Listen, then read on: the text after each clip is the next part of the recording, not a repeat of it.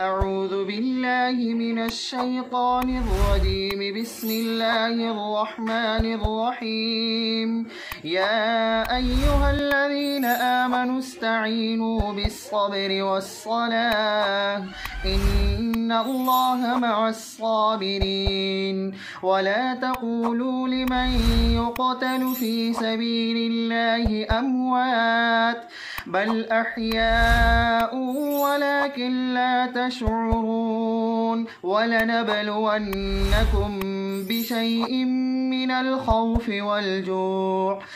الخوف والجوع ونقص من الأموال والأنفس والثمرات وبشر الصابرين الذين إذا أصابتهم مصيبة قالوا إنا لله وإنا إليه راجعون. صدق الله العظيم.